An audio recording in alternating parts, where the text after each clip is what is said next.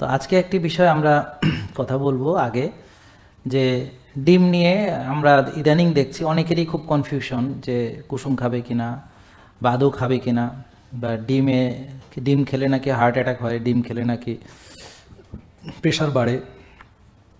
তো ইতিমধ্যে আমরা বেশ কিছু রুগীকে এখানে ডেকে, যারা আগে প্রেশারের রুগী ছিলেন, হার্টের রুগী ছিলেন, ডায়াবেটিসের রুগী ছিলেন, তো তারা বললেন যে ওদেরকে কুসুম খেতে নিষেধ করে। আবার আমাদের যারা সুস্থ হয়েছেন তারা আবার ডিম 4টা 6টা খেয়ে সুস্থ হয়েছেন। তো সেই কুসুম খেয়ে ডিম খেয়ে আবার প্রেশারের ওষুধ ছেড়েছেন, সেই কুসুম খেয়ে ডিম খেয়ে ফ্যাটি লিভার থেকেও ভালো হয়েছেন। এখন আপনারা বলেন যে ডিম পৃথিবীতে কবে থেকে আছে? তাহলে সৃষ্টির শুরু থেকেই পৃথিবীতে ডিম আছে। এখন মুরগি আগে নাকি ডিম আগে? কোনো দিনই না, আগে মুরগি হওয়ার কথা, কারণ মুরগি না আসলে ডিম পারবে কেমনে? আচ্ছা যাই হোক, তা ডিম থাকলে ডিমটা আসলো কোথা থেকে, আর তা দিল কেডা? মুরগি না থাকলে তো ডিম আসতে পারে না। তো যাই হোক, সেটা নিয়ে আমরা আসলে তর্ক করতে চাই না যে আগে ডিম নাকি আগে মুরগি, কিন্তু এই ব্যাপারে কোনো সন্দেহ নেই যে শুরু থেকে ডিম আছে। তাহলে একটা খাবার যেটা পৃথিবীর সৃষ্টি থেকে আছে, শুরু থেকে, সেই খাবার নিয়ে আপনাদের আজকে এসে নতুন করে প্রশ্ন তৈরি হলো। আর কিছু গবেট লোক মানে প্রচার করছে ডিম ক্ষতিকর, বুঝতে পারছেন? যেটা টাইম ট্রাস্টেড একটা জিনিস, যে মানুষ সৃষ্টির শুরু থেকে খেয়ে আসছে, সেটা নিয়ে সে প্রশ্ন তুলতেছে। হ্যাঁ, অথচ যেই খাবারগুলো এখন নতুন আসছে, যেগুলো নিত্য আপনি খাচ্ছেন, সয়াবিন তেল, ভাজা পোড়া, ডুবো তেলে ভাজা, ফ্রেঞ্চ ফ্রাই, কয়দিন আগেও মানুষ চিনতো না, বার্গার কিছুদিন আগে চিনতো না, স্যান্ডউইচ, এই যে Coca Cola, Fanta, 7 up, cold drinks, আরও নানাবিধ যেগুলো চিপ, জুস যেগুলো খাচ্ছেন রেগুলার, বা জুসের নামে যেটা খাচ্ছেন, রিয়েল জুস তো আর না এগুলো, কেমন? তো এখন এগুলো নিত্য খাচ্ছে, তো সেগুলো কবে থেকে পৃথিবীতে আসছে এই ব্যাপারে কেউ প্রশ্ন করে না। আর টাইম ট্রাস্টেড একটা জিনিস, সেটা নিয়ে তাদের নতুন করে প্রশ্নের উদ্রেক হচ্ছে, সন্দেহ চোখে দেখছে ডিমকে। তাহলে প্রথমে হচ্ছে এই বিষয়টা আমাদেরকে ইতিহাস চর্চার ভিতরে যদি দেখি, যে যখন মানুষ শিকার করে খেত, তখন মানুষ কি খেত? শিকার করে যেই পশুগুলো শিকার করতো সেখান থেকে গোস্ত খেত, কলিজা খেত, সেটার মগজ খেত, তাই না? আর হচ্ছে ডিম খেত, মাছ খেত, আর হচ্ছে কিছু ফ্রুটস খেত, বুঝলেন, সিজনাল কিছু ফ্রুটস খেত। মোটামুটি এই ছিল তাদের খাদ্যাভ্যাস। এরপর কৃষিতে মানুষ যখন আসে তখন তারা বিশেষ করে গম চাষ করে, তো রুটি খায়, তারপর ভাত খায়, ধান চাষ করে। এটা আমরা গ্রাম বাংলা থেকে উঠে আসা, আমরা গ্রামে ছিলাম বলে আমরা ভাত ছিল প্রধান খাবার, কারণ কৃষকদের প্রধান খাবার ভাত হতে হবে। কৃষকরা 12-14 ঘন্টা পরিশ্রম করে, ভাত না খেলে কিভাবে এতক্ষণ পরিশ্রম করবে? ডাল ভাত খেতে হবে। আর হচ্ছে ওরা যদি প্রোটিন খেতে পারতো ভালো হতো, কিন্তু প্রোটিন জোগাড় করতে পারে না, ব্যয়বহুল। ডিম, মাছ, মাংস এগুলো কৃষকের পক্ষে ম্যানেজ করা মুশকিল। তো এই জন্যে গরিবের খাবার হলো ভাত, ডাল।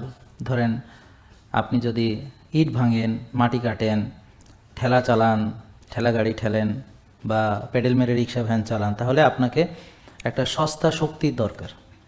এই সস্তা শক্তিটা হলো ভাত এবং ডাল। যদি এখন সস্তা নেই, আগের মতো নেই, তবুও মানে কম্পারেটিভলি সস্তা, তো ইমিডিয়েট এনার্জির জন্য। আর যারা আমরা কাজ করি না এখন, যারা আসলে কৃষক ফ্যামিলি থেকে উঠে আসা, গ্রাম থেকে উঠে আসা নতুন জমিদার বা চেয়ারম্যান বলতেছি যারা ডেস্ক জব করে, মানে চেয়ারে বসে বসে কাজ করি আমরা, including me, don't be offended, because আমিও এই দলেরই। হ্যাঁ, সো আপনাদের অফেন্ডেড হওয়ার কিছু নেই। তো এরা হঠাৎ জমিদার হওয়া, মানে কৃষক থেকে এসে হঠাৎ জমিদার হয়েছে। দাদা কৃষক ছিল বা বাবা ছিল, এখন সে হয়েছে জমিদার, কিন্তু জমিদারের খাওয়া কৃষকের মতোই রয়ে গেছে। মানে এতগুলো ভাত দিয়ে মাইখা সে এতটুকু তরকারি খায়, কিন্তু সে খায় 6 বেলা, কৃষক খাইতে 2 বেলা।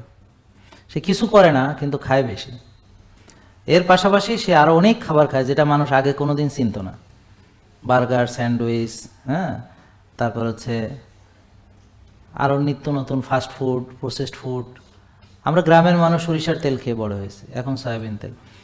এখন কনসার্ন হলো কি ডিমের ব্যাপারে একটা বিষয়, আমি নিজেও যেটাতে কনসার্ন, সেটা কি? সেটা হচ্ছে এই যে হাইব্রিড, এই যে ফার্মের মুরগি টুরগি এগুলো যেটা আছে, সেগুলোকে ফিড খেয়ে খাওয়ানোর ফলে যে ডিমটা তৈরি হচ্ছে, এটা ক্ষতিকর।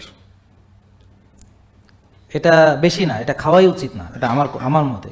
বেশি কমের বিষয় পরে আসছি, খাওয়াই উচিত না, যেটা আমার জন্য ক্ষতিকর খাবো না, সেটা হলো আমার।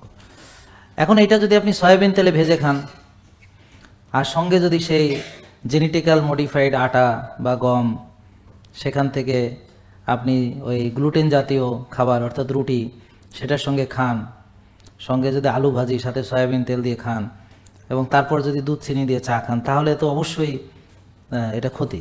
তো এখন আপনি যে শুধু ডিম খাচ্ছেন তা না, খাচ্ছেন সাথে অনেক কিছু। যাদের হার্ট অ্যাটাক হচ্ছে সে যে শুধু ভাত খায় বা খায় না, আসলে সে খায় অনেক কিছু, কিন্তু দোষ কার কেন জানি ডিমের কুসুমের হচ্ছে।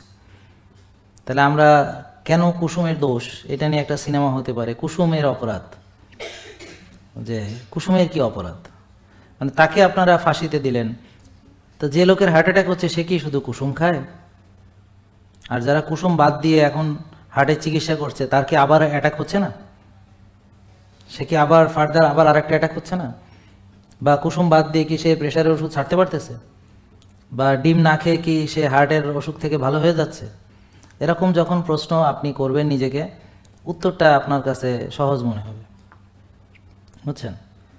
তো একটা রোগ হওয়ার পেছনে আপনি কি খাচ্ছেন, কতবার খাচ্ছেন, কোন ধরনের খাচ্ছেন, এবং বেশি খাচ্ছেন কিনা, আপনি কতটুকু পরিশ্রম করছেন, কায়িক শ্রম আছে কিনা, অলসতা করেন কিনা, বিলাসিতা করেন কিনা, কায়িক শ্রম করেন কিনা, ডেস্ক জব করেন কিনা, যা বার্ন করেন তার চেয়ে বেশি খান কিনা, এবং আপনি রাত জাগেন কিনা, আপনি ঘুমান কিনা ঠিক মতো, আপনি দেরি করে ঘুমান কিনা, পর্যাপ্ত ঘুমান কিনা, টেনশন করেন কিনা, দুশ্চিন্তা করেন কিনা, ঘাসে হাঁটেন কিনা, রোদে যান কিনা, প্রকৃতির কাছে যান কিনা, আপনার মানসিক প্রশান্তি আছে কিনা, নাকি অশান্তির ভিতরে থাকেন, পরিবারে শান্তি আছে নাকি অশান্তির ভিতরে থাকেন, এগুলো সব কিছু অনেকগুলো বিষয়কে মিলে একটা ডিজিজ হয়।